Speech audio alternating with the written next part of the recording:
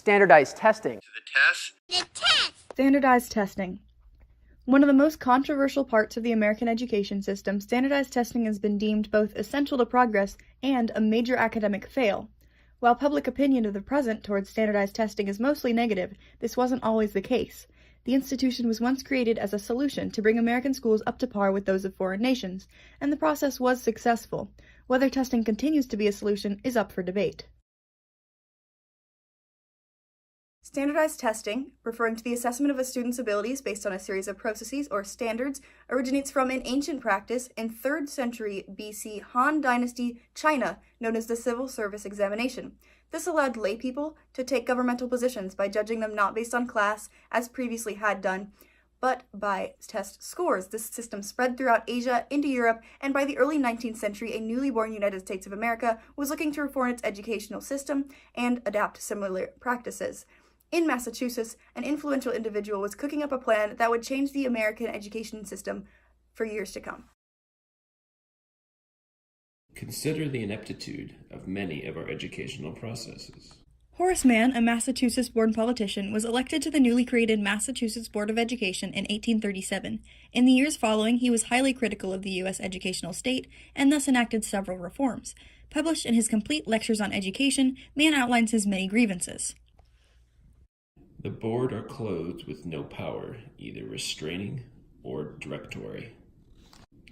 A great mischief is suffered in the diversity and multiplicity of our schoolbooks.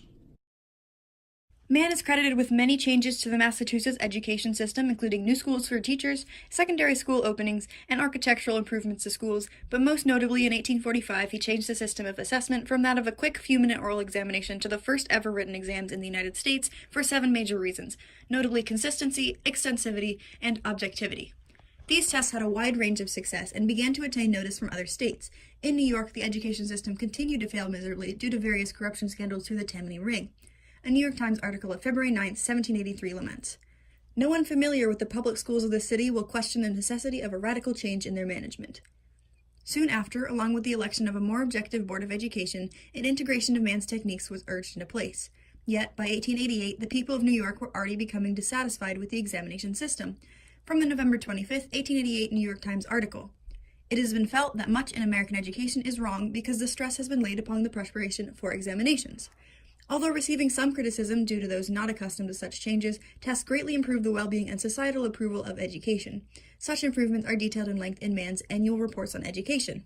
Having no other minds to work, Massachusetts has minds into the human intellect. She has won more sustaining and enduring prosperity and happiness than if she had been founded on a stratification of silver and gold.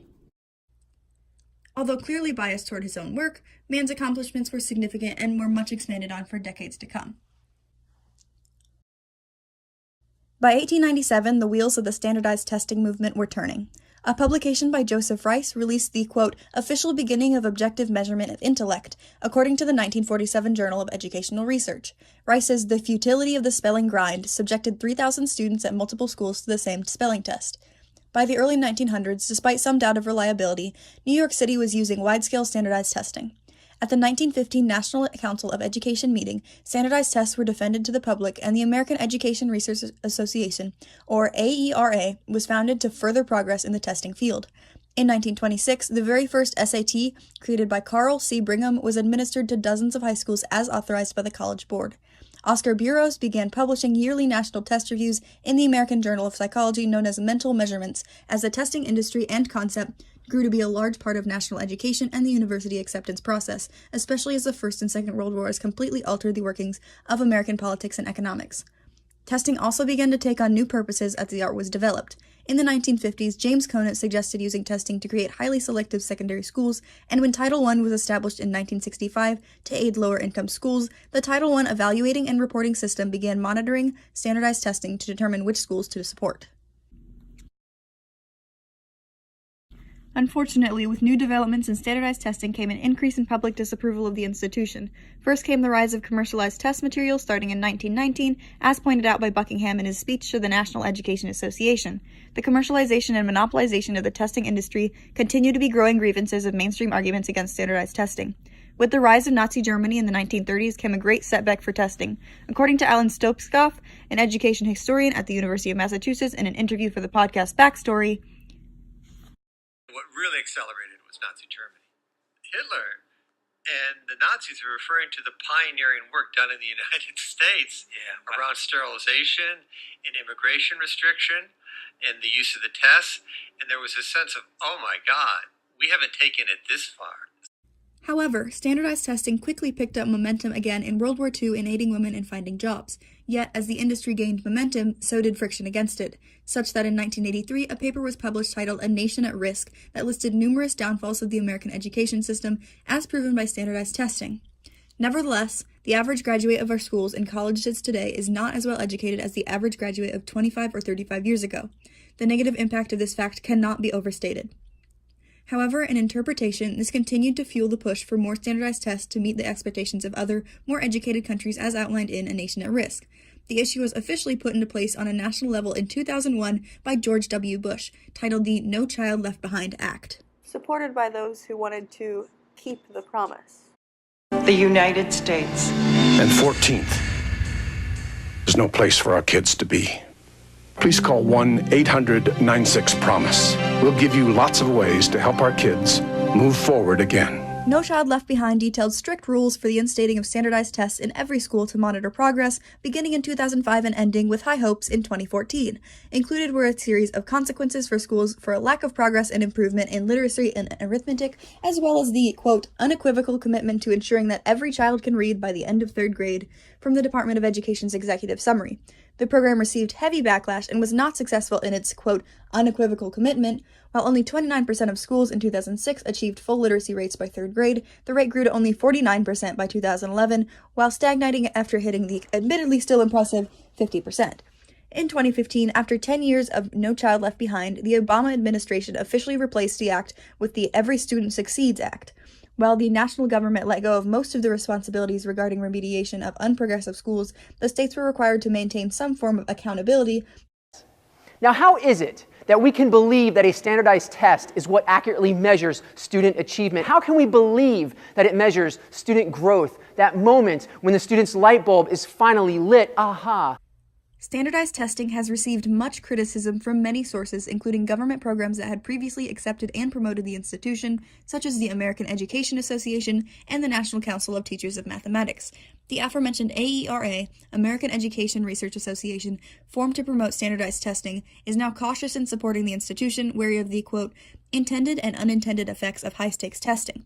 Youngstown State University student Randy Hoover has conducted many evaluations of the Ohio Standardized Test, the Ohio Proficiency Test, and states that, quote, neither student academic learning, school district effectiveness, nor teacher effectiveness are validly measured by these tests.